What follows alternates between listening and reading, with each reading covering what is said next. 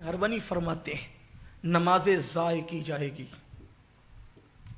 نمازیں ضائع کی جائے، دیکھ لو نمازیں ضائع کی جائے گی۔ نماز کی کوئی اہمیت رہی؟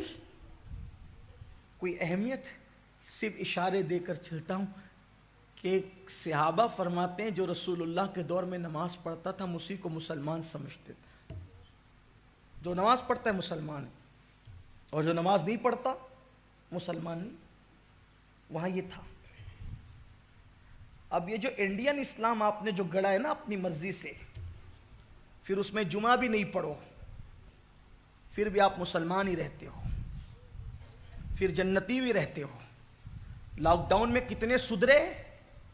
ایک بزرگ مجھ سے ملے 2 دن پہلے، انہوں نے کہا لاک ڈاؤن میں چند سدھرے، مٹھی بھر، اور باقی تو جو جمعہ پڑھتے تھے وہ جمعہ پڑھنا بھی چھوڑ دیا۔ گھر میں بیٹھ کر جمعہ چھوڑنے کی جو عادت بنی، اب وہ مسجد میں نہیں آتے۔ جو کم جمعہ بھی نہ پڑھے، سوچو تو صحیح، تباہی نہ ہوگی تو کیا ہوگا؟ بربادی نہ ہوگی تو کیا ہوگا؟ نمازیں ضائع ہو رہی ہے۔ فجر میں کتنے آتے ہیں؟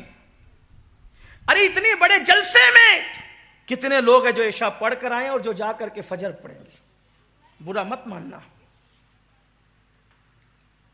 کتنی خواتین ہیں جو نماز کی پابندی کرتی ہیں، کتنی عورتیں جو نماز کے پابند ہیں۔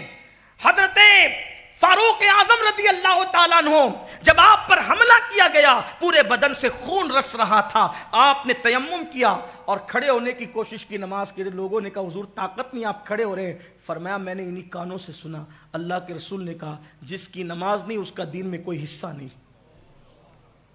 انہوں نے اس حالت میں بھی نماز پڑھی۔ اور ہم شادی میں نماز چھوڑتے ہیں، میت میں نماز چھوڑتے ہیں۔ نماز کہاں ہے؟ اس لیے کہ بڑی معذرت کے ساتھ ہمیں تو یہ سبق پڑھایا گیا، کچھ بھی کرو آپ بخشے ہوئے ہو، جنت تو آپ کے باپ کی ہے۔ لیکن یہ سوچا نہیں کہ جو سب کے باپ کا باپ، معصوم باپ حضرت آدم، ایک لغزش پیغمبرانہ ہوتی ہے تو جنت سے باہر کیا جاتا ہے عبرت کے لیے کہ ہم عبرت حاصل کریں۔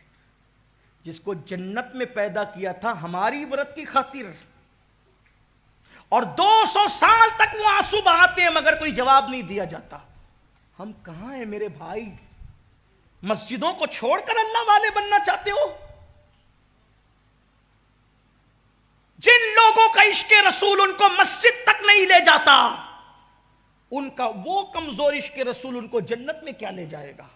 ارے عشق تو وہ ہے جو مدینہ منورہ کی راحتوں کو چھڑوا کر کربلا کے ریگزاروں تک لے جاتا ہے۔ سچا عشق رسول تو وہ ہے جو پہلی رات کی دلہن کو چھڑوا کر کے میدان احد میں جان قربان کرنے تک لے جاتا ہے۔ عشق مصطفیٰ تو وہ ہے جو امیر حمزہ کی شکل میں عشق میں کلیجے کو چبواتا ہے۔ عشق مصطفیٰ تو وہ ہے جو خالد کے پورے جسم کو زخموں سے لہو لہان کرواتا ہے۔ عشق مصطفیٰ تو وہ ہے اللہ اکبر سب کچھ چھڑوا کر کے، سب کچھ قربان کروا کر کے پھر بولی ہوتی ہے یار کو دیکھ کر اب تو بتا ہم سے راضی ہے کہ نہیں؟ نہ نماز، نہ روزہ، نہ تلاوت، نہ عبادت، کچھ نہیں۔ کون سے مسلمان ہو؟ کسی کہنے والے نے کہا تھا غلط ہے مسلمان مارا گیا، وہ ایک تصویر تھی جو مٹا دی ہے۔ جس میں پاسے شریعت نہ خوف خدا، وہ گیا کیا گیا، وہ رہا کیا رہا۔ غلط ہے مسلمان مارا گیا، وہ ایک تصویر تھی جو مٹا دی۔ مسلمان بنو، مسلمان سب بنے، مسلمان بنو۔ اور مسلمان کے لیے پہلی چیز کیا ہے؟ تعظیم مصطفیٰ۔ ایمان لانے کے بعد تعظیم مصطفیٰ صلی اللہ علیہ وآلہ وسلم کے بعد نماز کی پابندی۔ نماز حضور کی آنکھوں کی ٹھنڈک ہے۔ میں اس پر کوئی زیادہ گفتگو نہیں کرتا کیونکہ وقت ختم ہوا۔ پھر فرمایا خواجہ عثمان ہرونی نے، حرام کی کمائی عام ہوگی، حرام کی کمائی عام ہوگی، شراب نوشی عام ہوگی۔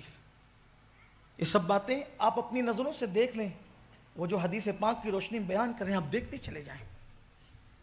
حرام کی کمائی عام، شراب نوشی عام ہوگی۔ اور پھر فرمایا اگر مرد بگڑ جائیں، خواجہ عثمان ہرونی فرماتے ہیں جس کو غریب نواز بیان کر رہے ہیں، مرد بگڑ جائیں تو عورتوں کی پرہیزگاری اس قوم کو تباہی سے بچا لیتی ہے، لیکن مردوں کے بگڑنے کے بعد اگر عورتیں بھی بگڑ جائیں تو پھر دنیا کی کوئی طاقت اس قوم کو تباہی سے نہیں بچا سکتی.